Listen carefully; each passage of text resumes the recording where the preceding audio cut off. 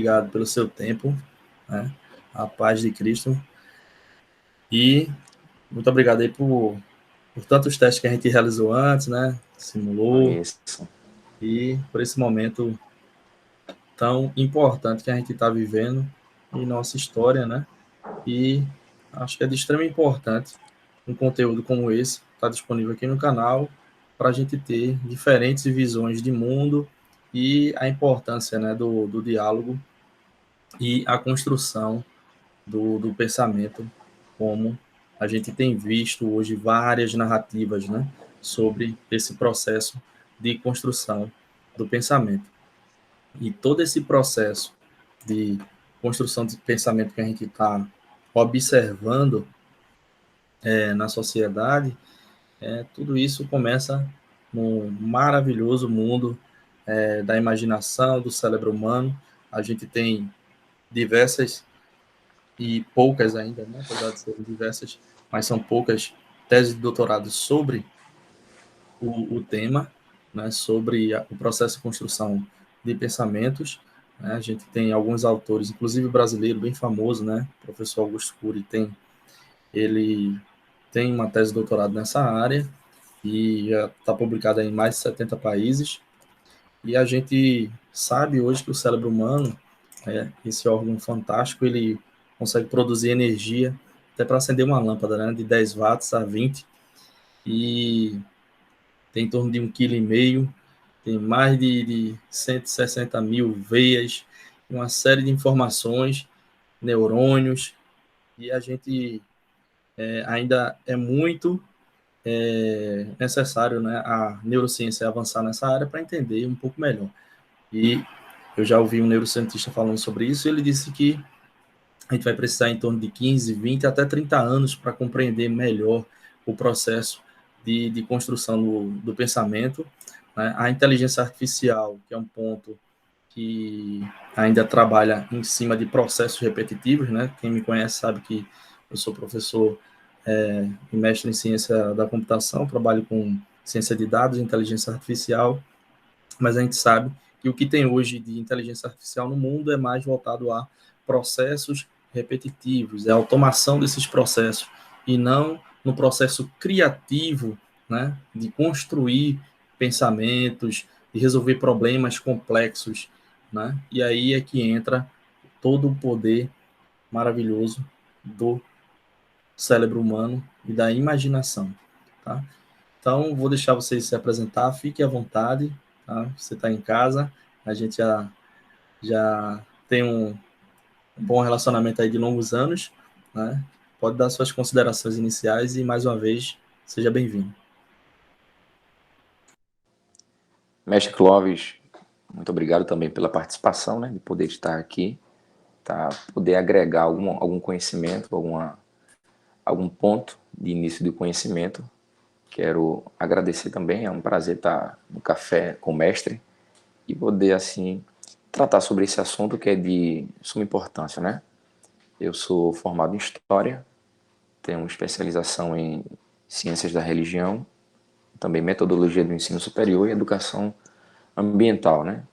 E creio que a gente pode somar um pouquinho em relação a essa temática que estará sendo abordada. Perfeito, Felipe. Com certeza. Aí a gente já vai para o nosso primeiro ponto, que é um ponto bastante interessante, que já é uma pergunta, né? Que é como funciona o processo de construção de pensamentos e as narrativas modernas que a gente tem no, no mundo. Então, um processo de mudança tão grande aí, né, nesse mundo tão moderno que a gente tem acompanhado esses dias. Pois é, mestre Clóvis, justamente aí, esse funcionamento, né? Como é que funciona essa questão do processo de construção, e eu acabo destacando dois pontos primordiais, né? A gente começar para a gente não se estender tanto, e se eu tiver muito indo além, você pode me dar uma freada aí, para a gente não se estender tanto. Eu destaco dois pontos principais, que eu julgo ser principal. O primeiro é que o processo de construção, ele se dá a partir do outro, ou seja, ele não se dá de maneira individualizada, porque para isso a gente precisa compreender que, embora estejamos vivendo em uma sociedade que transborda do egoísmo e do individualismo, nós necessitamos do outro. E a construção do nosso conhecimento e pensamento, ele vai se dar a partir da dependência alheia, porque a gente precisa olhar para nós e identificar que nós, o que somos hoje, não é nada mais, nada menos do que a soma de personalidades alheias que contribuiu para formar o eu. Só que, para muitos, é visto de maneira que nós somos minimizados e coisas relativas a isso. E muito embora isso relata a nossa fragilidade a ponto de entender que até mesmo para o pensamento, o nosso pensamento não parte de nós mesmos. Ou seja, depende de um outro. Por mais ermitão e eremita que vive nas extremidades dos polos julgam-se ser individualistas, a construção do pensamento dele se dá por questões externas. E isso precisa ser destacado aqui. Ou seja, essa construção de pensamento, ela se dá a partir de um outro. Segundo ponto que eu destaco aqui é que a construção do pensamento, ele se dá a partir das informações. E este passa a ser uma espécie de problemática a ser desenvolvida, e a gente pode até discutir aqui, ou em outra ocasião, a questão das informações, os acúmulos de informações, a vastidão de pensadores e pensamentos que estão aí, né? Uma geração onde os gurus youtubianos estão colocando em pauta o chamado detentores do saber, quando na realidade não tem uma base e nenhuma estrutura para tal. Eu me sinto privilegiado de estar hoje conversando com alguém que entende, alguém que tem know-how para isso. Mas, em contrapartida, você vê aí os disseminadores de conhecimento que deixam muito a desejar. Outros que têm título, mas infelizmente, quando falam, eles não verbalizam aquilo que de fato ele é. Então, o que a formação dele expõe, né? Então, essa construção de pensamento se dá praticamente nesses dois pontos importantes, né? Primeiro, concernente ao outro, a dependência do outro. Segundo, essa vasta questões de informações que nós temos ao longo do tempo. Lembrando que, se eu dependo do outro, e nesse mundo de informação que a gente está, surge um outro problema, que é quem é que está me mentoreando? Quem é que está me mentoreando? Esta dependência do outro, se não for equalizada, pode causar alguns outros problemas. Tipo, a gente acaba, mestre, por vezes, sendo apenas reprodutores ou somos tidos como apenas esponja, que absorvemos e reproduzimos, quando na realidade precisaríamos, além do mais, sermos mais filtro do que esponja. A gente filtrar esse conhecimento e essa informação e canalizar isso de uma forma positiva para construir o meu pensamento de maneira consciente. Perfeito. E aí entra nessas narrativas, você falou aí uma coisa interessante sobre os influenciadores digitais, né? Hoje temos muitos influenciadores digitais e todo mundo tem uma opinião sobre um determinado assunto, isso é importante, né? Isso é democrático, isso é direito, isso está incluso na Constituição, inclusive, e muita gente acaba sendo influenciado por opiniões que deveriam ser melhor analisadas, né? Pelo menos você ter o contraponto e analisar, né? E aí entra exatamente o segundo ponto, né? Por que devemos, né? Uma explicação aí, por que devemos proteger nossa mente, ou seja, a nossa memória, do volume de informações disponíveis, né? Tem muito conteúdo, inclusive tem estudos que mostram, na minha área de conhecimento, e se a gente fosse consumir todo o volume que tem hoje na internet, a gente precisaria de alguns bilhões de anos para poder consumir.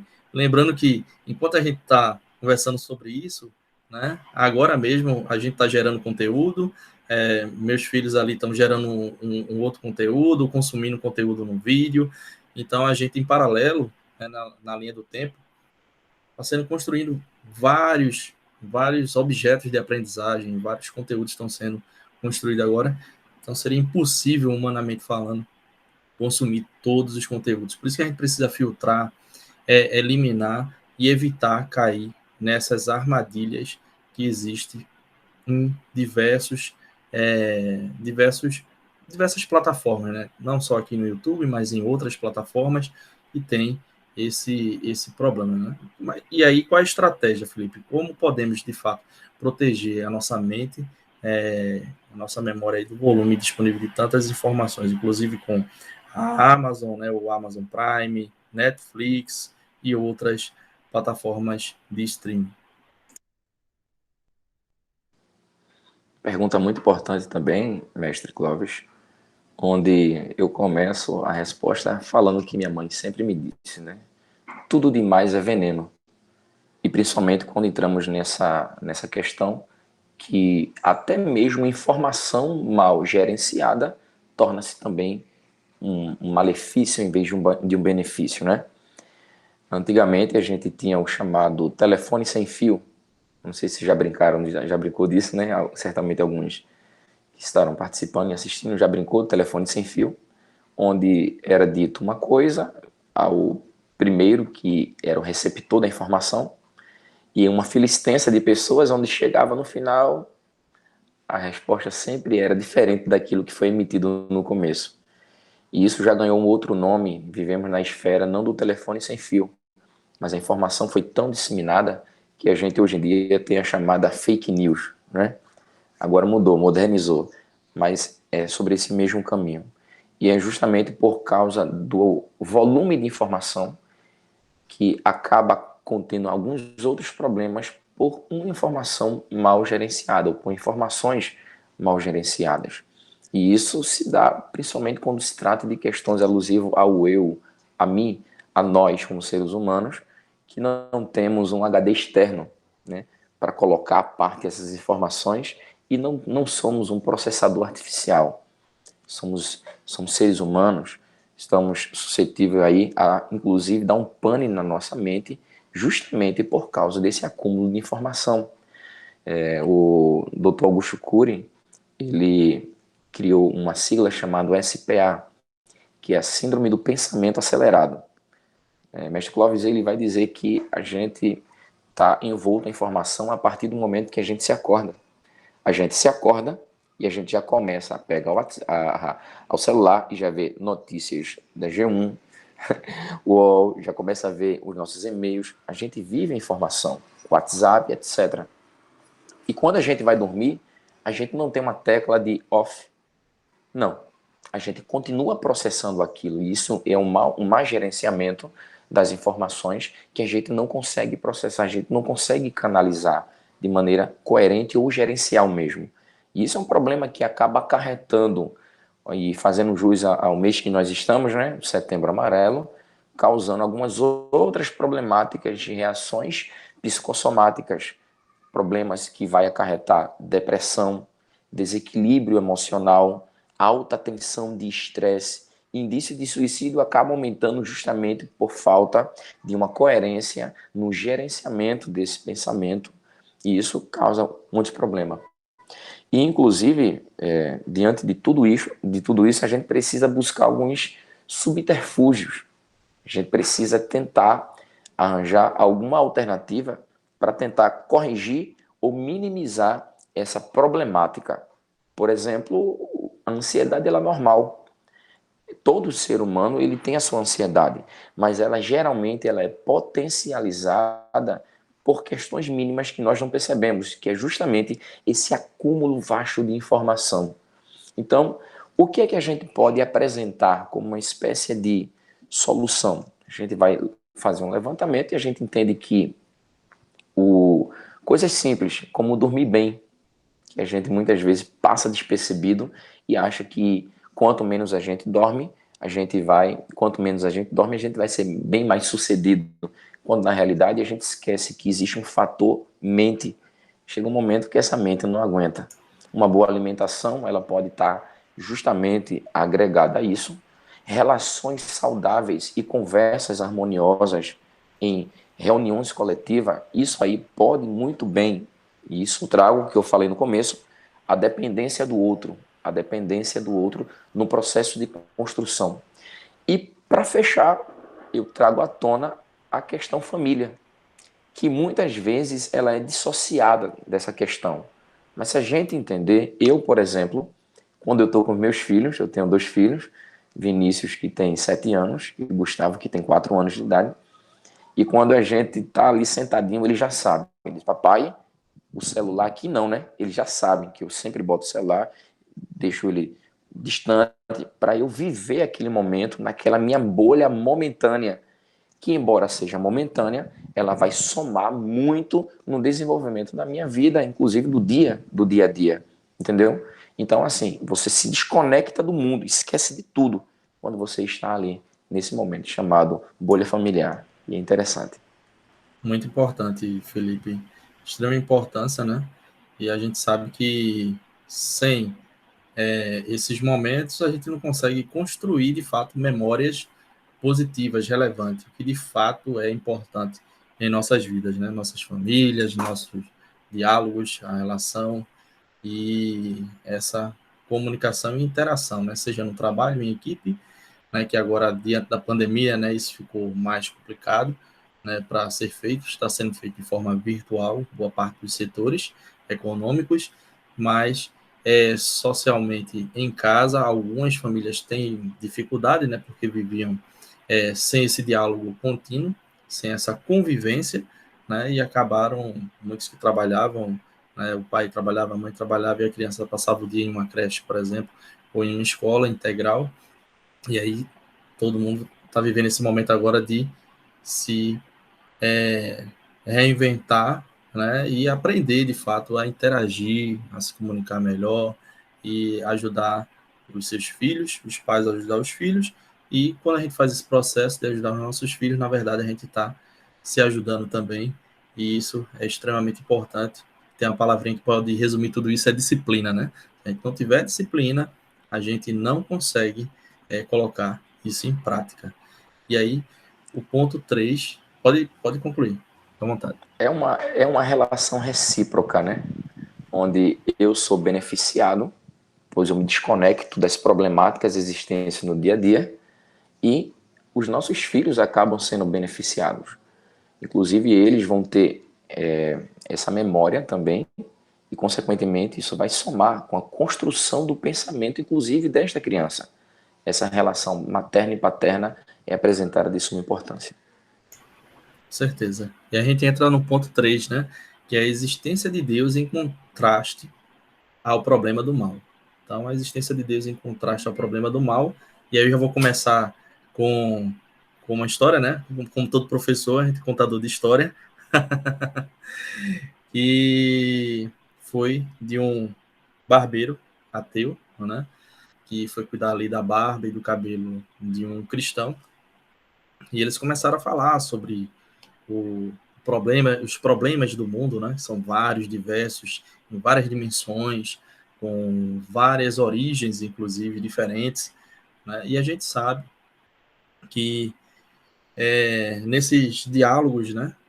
Assim como foi o caso do barbeiro com o cristão lá, o barbeiro ele começou a provocar, né? O cristão e dizer que Deus de fato não existia, porque se ele existisse, não existiria tanto mal, tantos problemas, né? E, inclusive, o problema também é direcionado por os problemas que tem no mundo, alguns deles são direcionados por esse excesso de crença em Deus, né? Esse excesso, entre aspas, né? E o cristão disse, então, se Deus não existe porque o mal existe, então o barbeiro também não existe. Ele disse, como assim? Eu existo, eu estou aqui cortando seu cabelo. Claro que eu existo. Ele disse, não, se barbeiro existisse, existia pessoas com barba grande, com cabelo grande e sem nenhuma higiene pessoal. Ele disse, não. você veio aqui e me procurou. Ele disse, vamos aqui fora.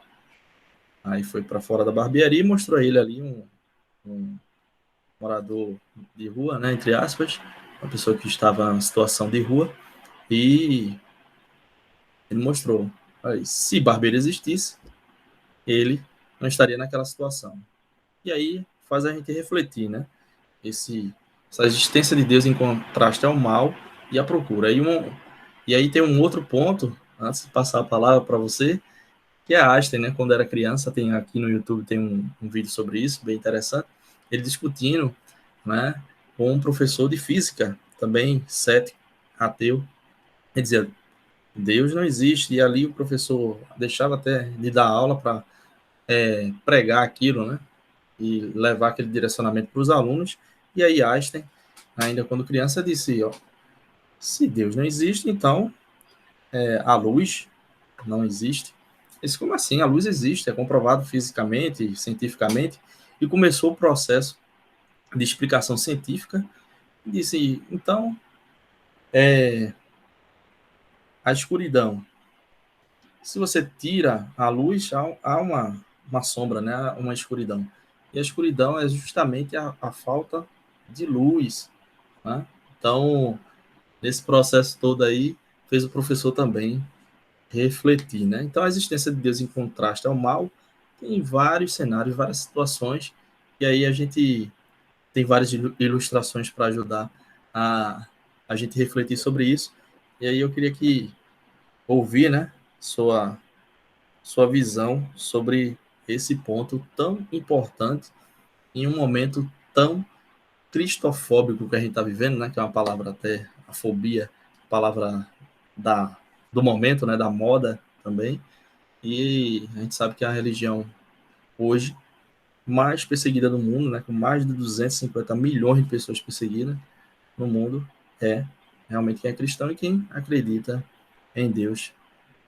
E aí, fica à vontade.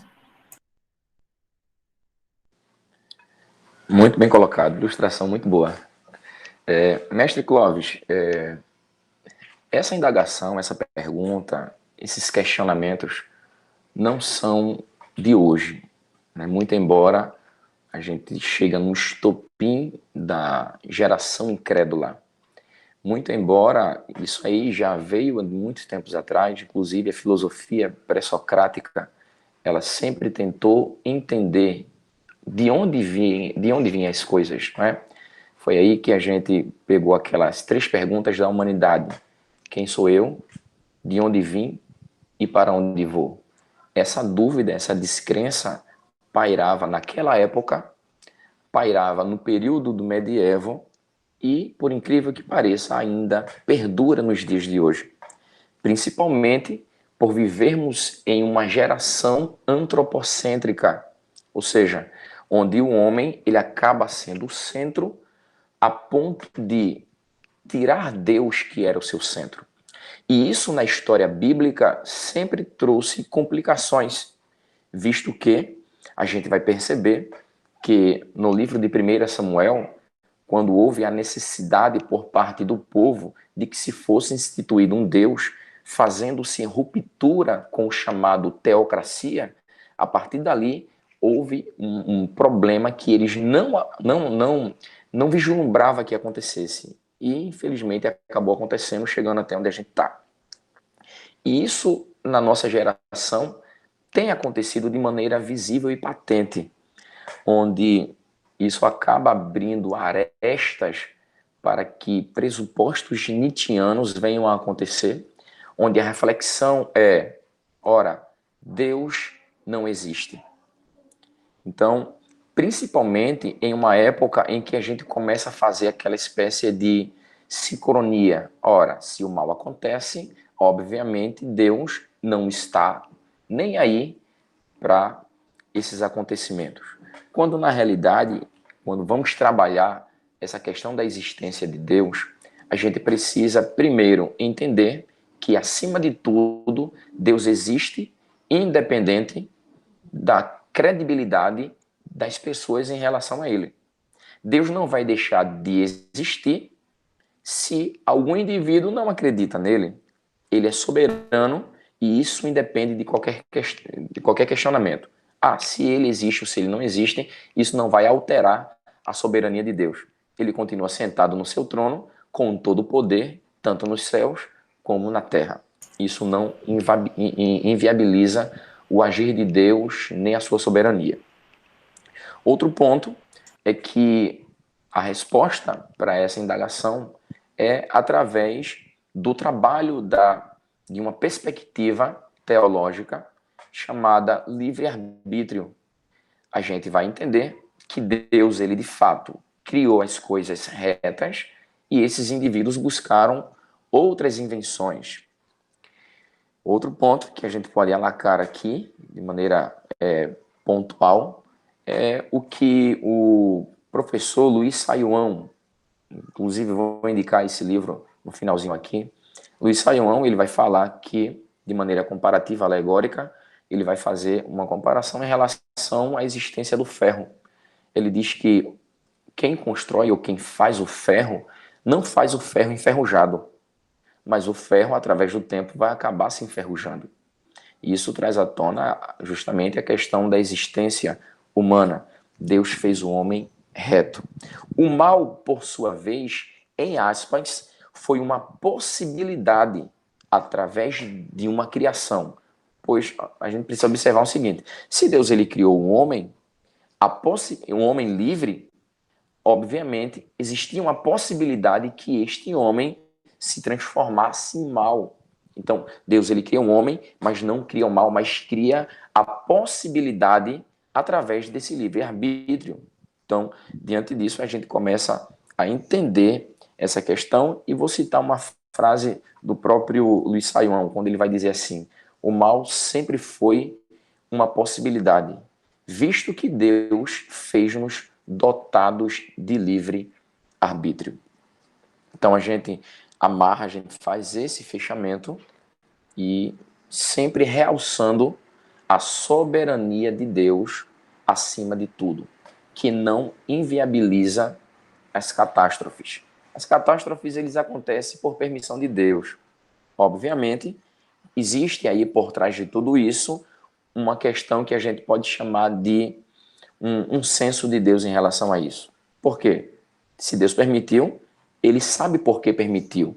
E existe um fator chave que resultou nessa permissividade de Deus. A gente traz à tona essa pandemia, por exemplo.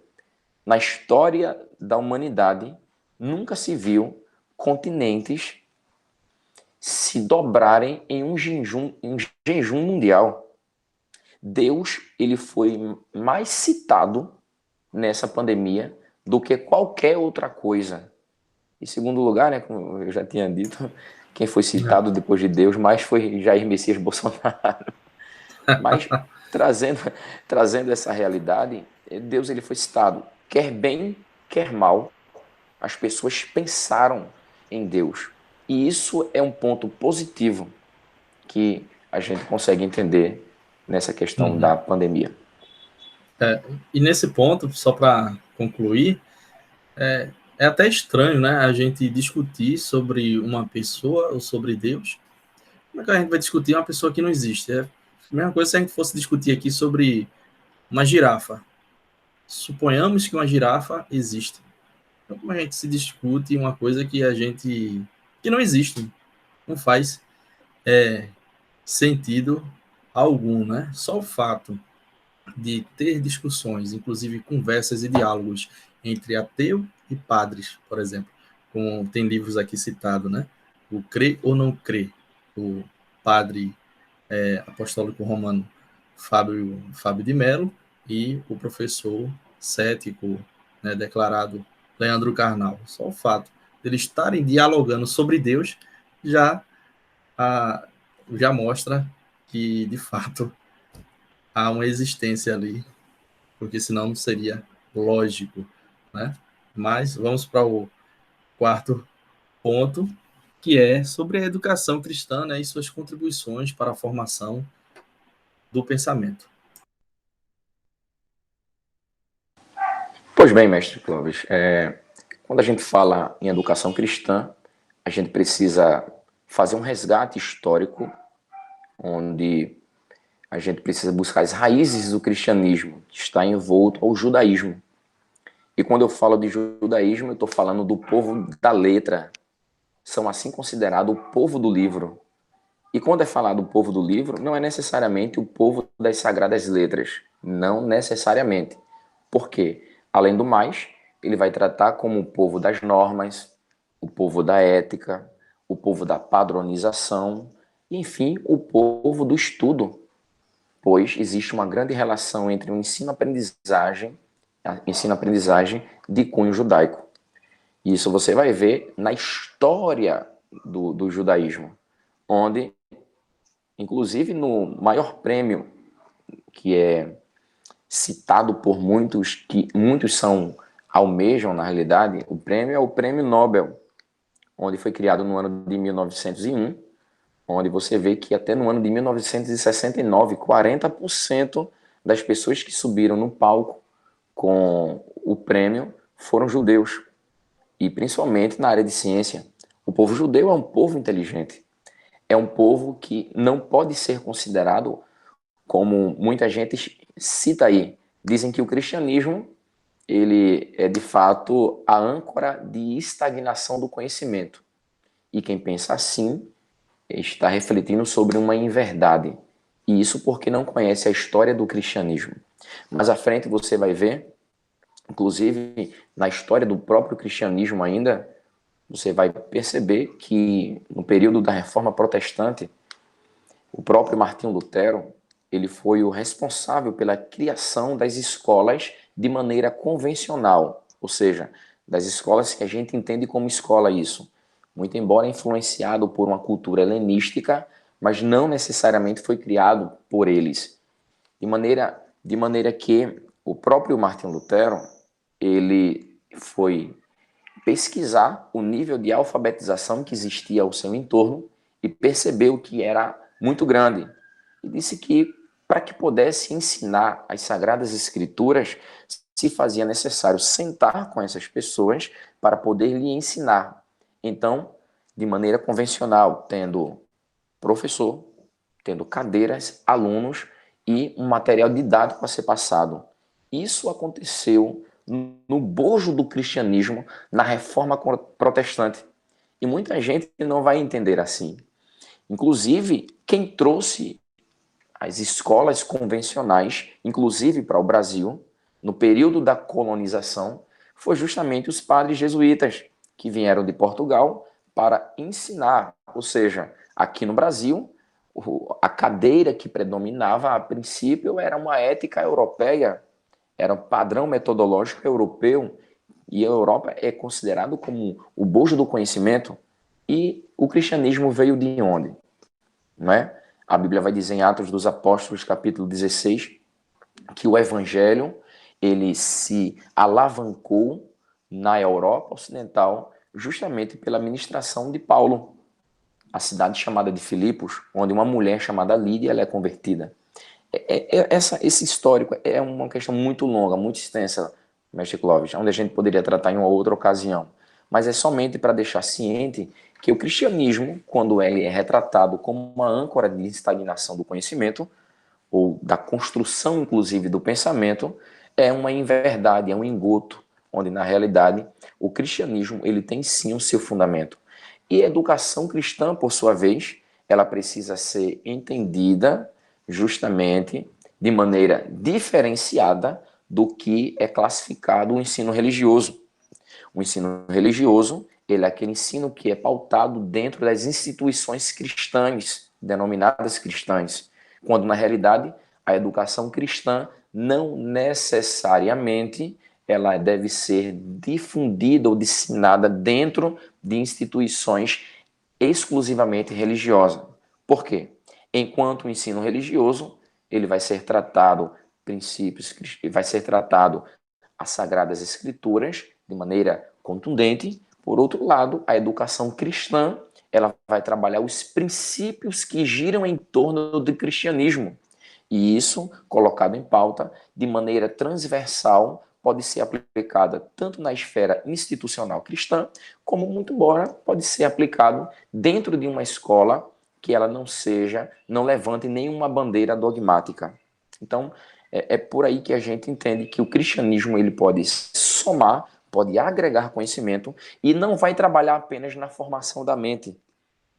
Respeito muito quem trabalha em relação a isso, e é certo trabalhar a mente, mas a educação, por princípio, ou a educação cristã, ela não visa apenas formar o intelecto, porque não adianta formar um indivíduo para conseguir conquistar o canudo, quando na realidade, a partir daí, como esse indivíduo vai proceder. Então, o cristianismo, como a educação cristã, ele vai trabalhar o indivíduo na formação da mente e na formação do caráter. Ou seja, trocando em miúdo, ele vai trabalhar a formação do indivíduo como um todo. Vai trabalhar mente, vai trabalhar coração através dos princípios. E isso, por muitas vezes, é desconsiderado. Mas colocando em pauta, colocando em via de regra, e já existe por aí estudos de casos que comprovam a eficácia dessa metodologia sendo disseminada dentro de instituições de ensino. Ok, Felipe. Então, a educação cristã tem as suas contribuições, né? E é extremamente importante se entender isso, né? E diferentemente das narrativas, né? Que tem uma frase do doutor, esqueci até o nome dele agora, bem atuante na área de comunicação, que ele fala muito sobre isso. Não é, não é importante o que você fala. O mais importante no processo de comunicação é como você fala o que você fala. Então, é importante escutar bem, ouvir como é falado nessas narrativas, e a educação cristã, de forma alguma, ela é posicionada para perseguir as outras, né? Sim, respeitando, né, o diálogo, né, e respeitando as outras religiões, os outros segmentos, né, religiosos, e a gente sabe que a educação cristã também mostra, né, que mais do que ser o religioso, você precisa ter de fato um relacionamento com Deus, né? Porque no tempo de Jesus, na época de Jesus, a gente sabe que existiam vários religiosos, inclusive foram os religiosos que perseguiram e tramaram, né, a morte de Cristo. Mas ele, na sua sabedoria, né, e na sua autoridade divina, ele se entregou, né? Porque também há uma inocência intelectual de pensar que Jesus foi morto politicamente e tal, onde sabemos que ele tinha todo o poder em suas mãos, né? Tanto é que quando o soldado foi prender, né, vários soldados, e Pedro pegou a espada, né, e de um deles, naquele momento de confusão, cortou, né, e decepou ali a orelha de um daqueles soldados oficiais de Roma. Jesus foi lá e colocou-a de volta. Isso mostra a autoridade, né? E a gente sabe também, teologicamente estudando um pouco, naquele momento de Jesus, ele estava em oração quando ele falou, eu sou, né? Que é o eterno, muitos caíram por terra. Isso mostrando a autoridade que ele tinha, o poder que ele tinha. Então não podemos ter essa inocência intelectual e nem de desonestidade intelectual também em pensar que ele foi preso e morto, crucificado, porque ele foi só perseguido e pronto. Não. O fato é que ele se entregou por nós, e isso ele nos mostra ao decorrer de toda a sua história, né? Então, aí a gente entra já no ponto 5, né? Porque é importante um relacionamento com Deus.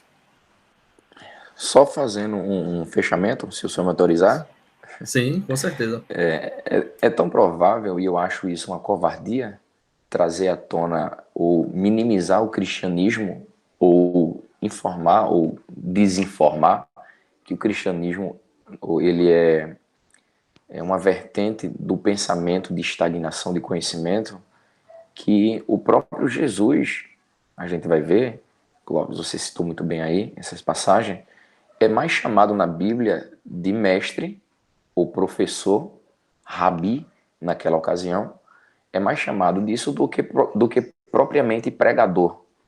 não é?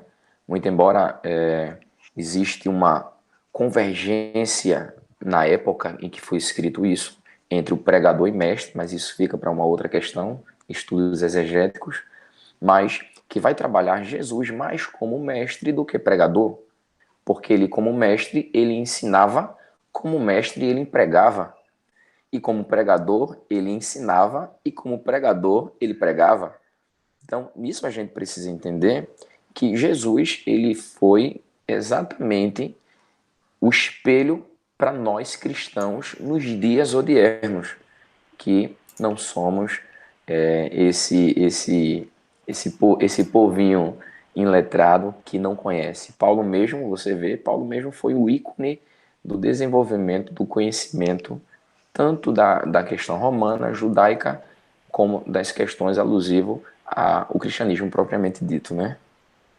Isso, exatamente. E só abrindo e fechando parênteses rapidinho, eu citei o professor doutor Laí Ribeiro, né? Ele que fala que mais importante do que você fala é como você fala o que você fala, ou seja, a narrativa. E Jesus, ele fazia isso, né? Ele contava uma história, ele preparava, né? E tem diversas passagens, né? Como eu citei, e ele fala sobre isso. E ele sempre ensinava de uma forma contando histórias, né? De vários momentos, de várias lições que ele deu, não só aos discípulos, mas para todos nós, para toda a humanidade. Então a gente chega aí no ponto 5, né, que é o porquê é importante o relacionamento com Deus, que é uma pergunta, mais uma vez, uma explicação, né? Principalmente nesse período que a Vamos. gente está vivendo, né, de pandemia, Isso, de exatamente. setembro amarelo, e porque esse relacionamento com Deus é tão importante para a construção do eu e para toda a humanidade. Bom, mestre, a gente já está caminhando para a conclusão, certamente, e julgo de suma importância essa pergunta. É uma pergunta que traz à tona toda a questão que envolve eu e Deus, né? Porque para existir um relacionamento se faz necessário existir mais de uma pessoa. E Deus, ele, por muitas vezes, como eu falei no começo, ele acabou sendo escanteado a ponto de nós nos envolvermos com muitas outras coisas e Deus passa a ser, em primeiro lugar, secundário e por muitas vezes até inexistente, justamente em uma sociedade em que o niilismo acaba crescendo, aonde nada é real, inclusive Deus não é real. Diante disso, a gente precisa entender que esse relacionamento com Deus, ele deve ser pertinente não a uma necessidade. Observe que as pessoas geralmente resolvem buscar a Deus em últimas instâncias, quando na realidade Deus deveria ser o primeiro a ser recorrido para que houvesse de fato esse relacionamento. Então, a pergunta ela vai afunilando para uma outra realidade, que é não necessariamente como eu, não um relacionamento com Deus, mas como eu vou me relacionar com Ele. Então, diante dessa questão, a gente precisa entender primeiro que Deus ele não é uma opção. Deus ele é a necessidade primordial. Quando eu coloco Deus como opção, eu estou colocando Ele em detrimento a muitas outras coisas que existem, onde Ele pode estar no meio, no final e por muitas vezes até não existir o próprio Deus, porque a gente tem um acúmulo e tarefa de tantas as coisas que acaba se esquecendo de Deus. A Bíblia vai falar sobre a história de uma mulher, que a Bíblia não dá o nome dela, ela é chamada de mulher do fluxo de sangue.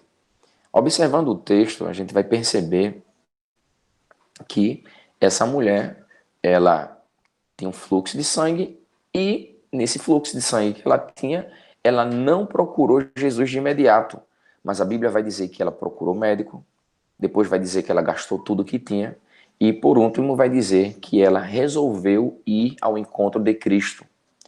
O nosso grande problema é que a gente só procura recorrer um relacionamento com Cristo em últimas instâncias.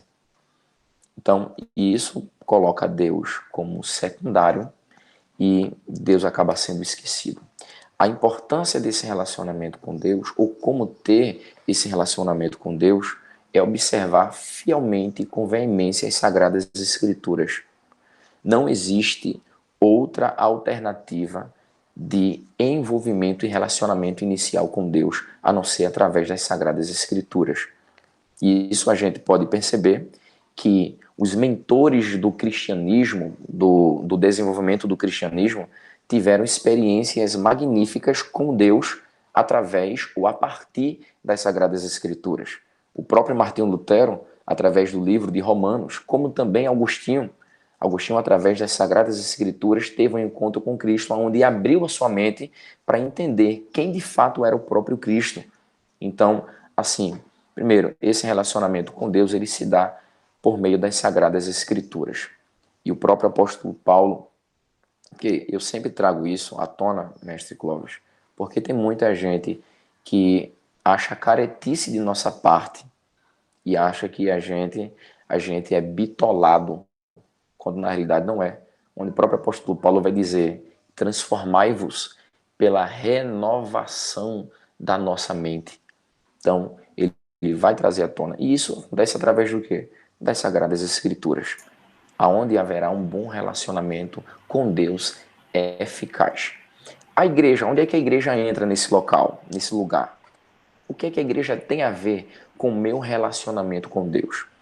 A gente precisa ponderar essa pergunta para que a gente não adentre na esfera de uma filosofia que tem ganhado notoriedade hoje em dia, chamado desigrejado, onde diz que igreja ela é indiferente, não preciso de igreja para nada.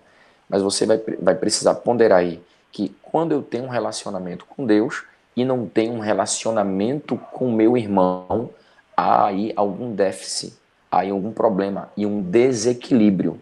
A igreja ela é apresentada, sim, como uma instituição que irá somar, que irá agregar nessa minha comunhão e parceria em relação ao que Deus ele tem que fazer na minha vida de maneira coletiva.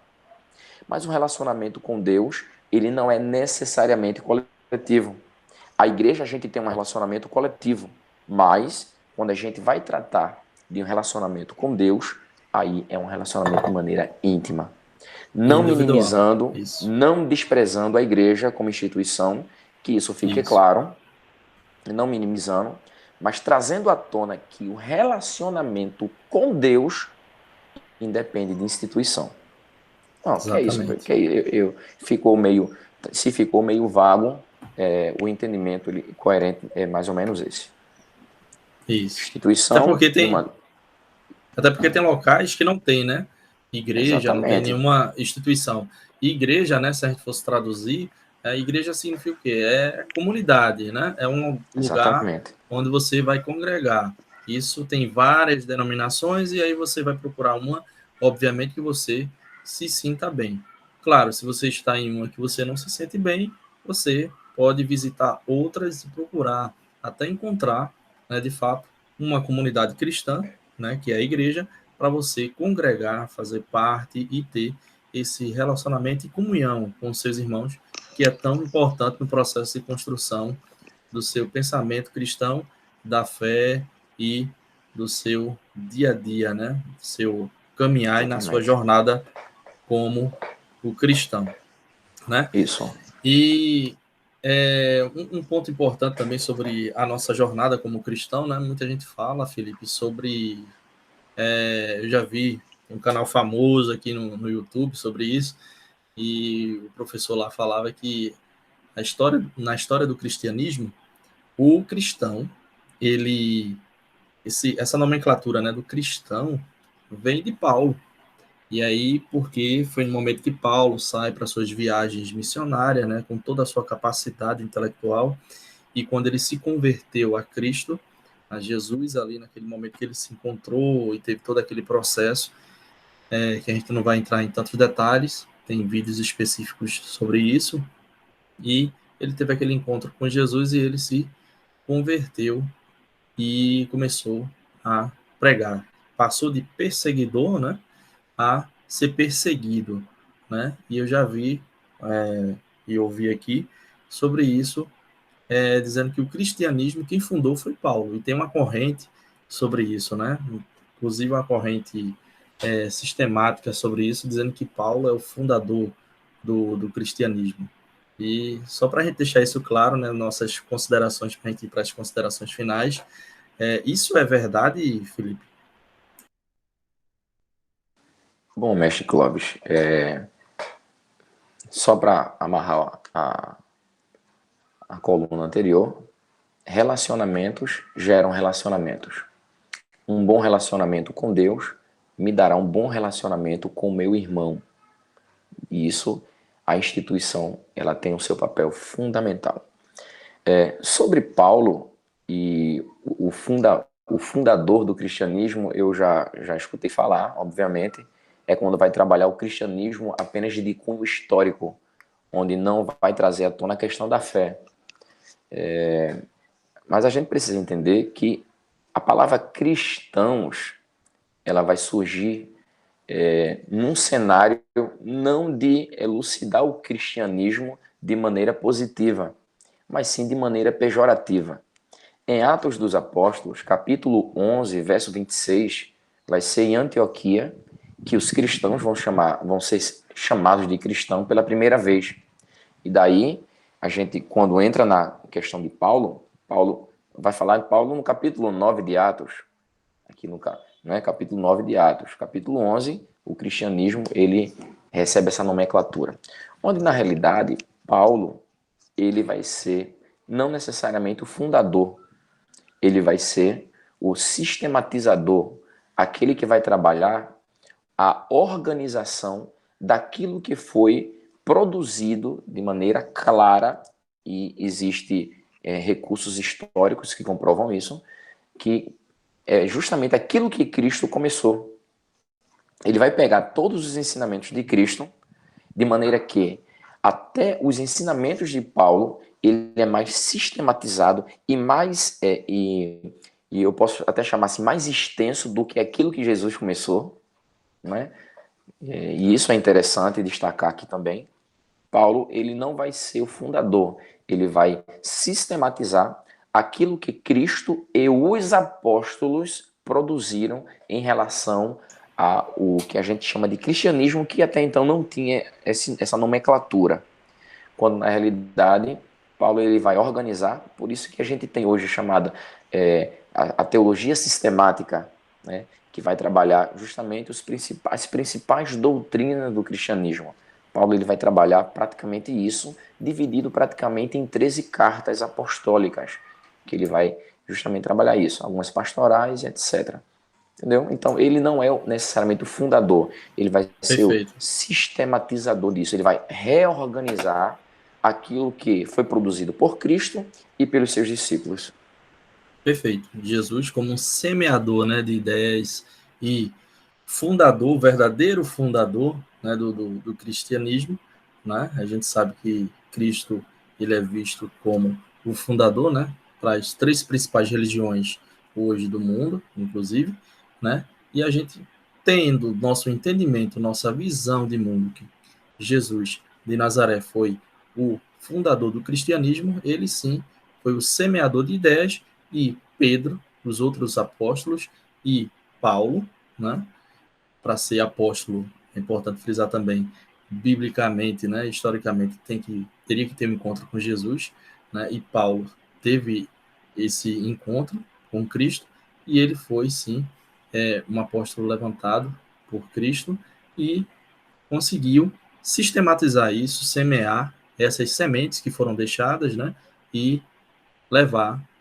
e até geograficamente, né, ampliar isso, né, porque geograficamente a gente sabia que Jesus ficava ali na região da Galileia, né, junto com os discípulos, sempre fazendo aquele percurso, e Paulo com todo o seu conhecimento, e Cristo sabendo disso, ele escolhe Paulo, né, para até então Saulo, né, para passar um processo de transformação, como ele foi transformado e convertido, não por outro cristão, né, não por Pedro, que mais na frente eles até têm uma discussão, né, uma divergência, né, por causa de algumas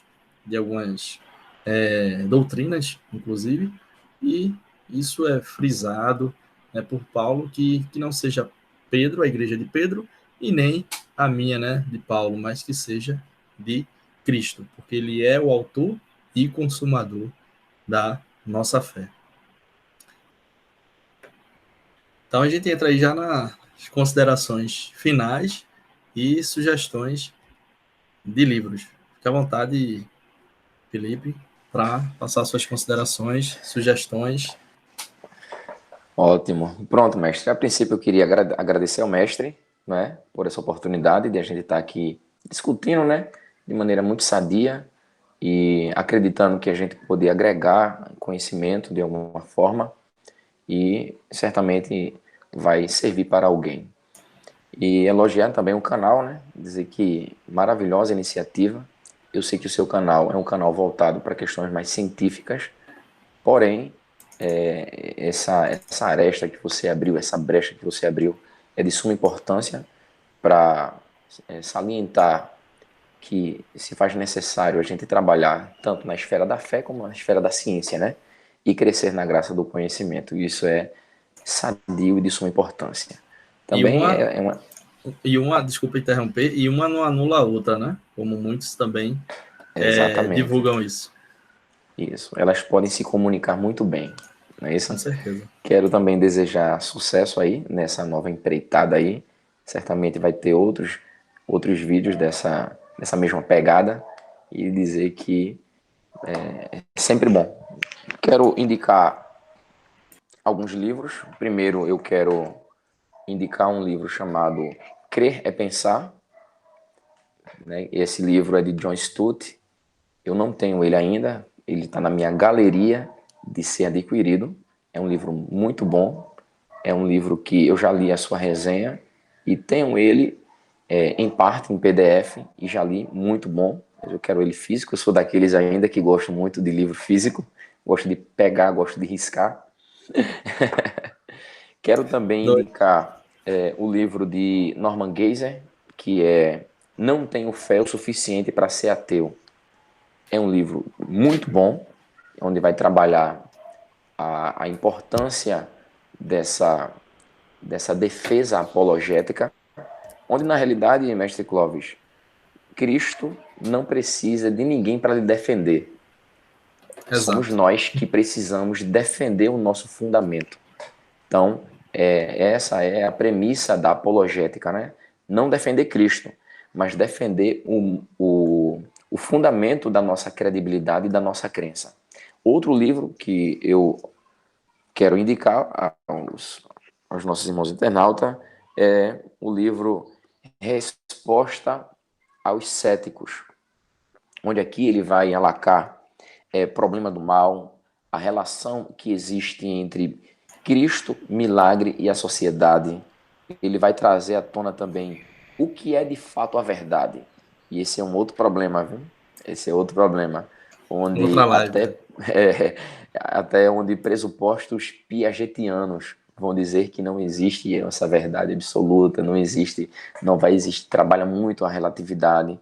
Então, isso aí é uma outra questão. Vida após a morte, esse é o livro de Norman Geisler, muito bom, e eu indico aos nossos irmãos. Outro livro de maneira não tão teológica, mas um pouco mais didática, mas é muito bom, e aconselho, do professor Luiz Saião, está aqui o livro, Agora Sim, ele vai falar sobre teologia na prática. Muito bom, do começo ao final, ele vai trabalhar aqui sobre uma das discussões maiores que existem no bojo do cristianismo, que é o livre-arbítrio e o calvinismo. Ele vai trabalhar essa questão, vai trabalhar também a questão do mal, isso de maneira muito, muito didática, a ponto de ser muitas vezes cômica a forma que ele vai comentando. Vai tratar sobre a questão dos desigrejados, que é um problema muito atual, que também deve ser levado em consideração, o problema do mal, a Bíblia mal compreendida e outros textos que é de salutar importância e muito discutido na esfera da teologia cristã. Perfeito, muito bom. Né? Anotei alguns, inclusive tem aqui na descrição, né, dessa live. Tá? Também tem algumas sugestões, né? esse Café com o Mestre, na verdade, é inspirado no próprio Mestre dos Mestres, né? Ótimo. Que é Jesus. Já Tá? li Ele todinho ele, mostra, viu?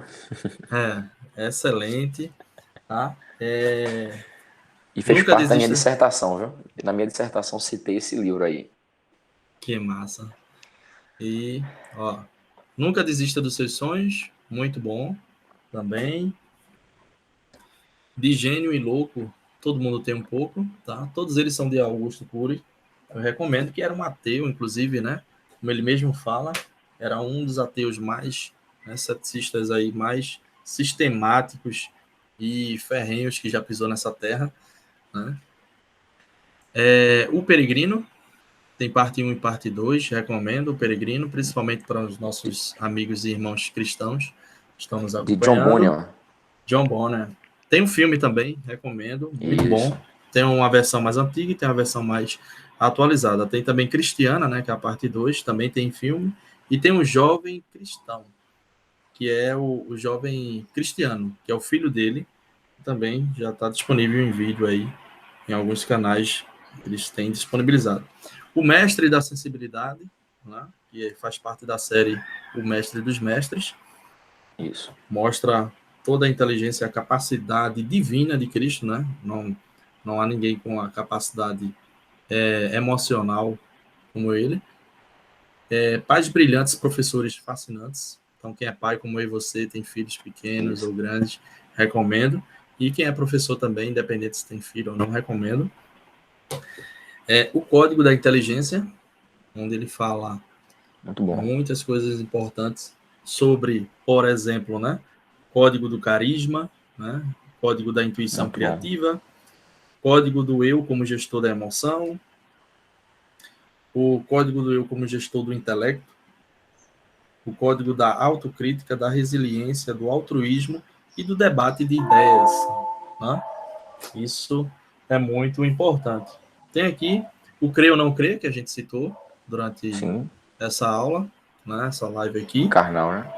que é o padre Fábio de Mello, né? Isso, que é um padre bem conhecido, né? Católico romano, e um cético sistemático, né?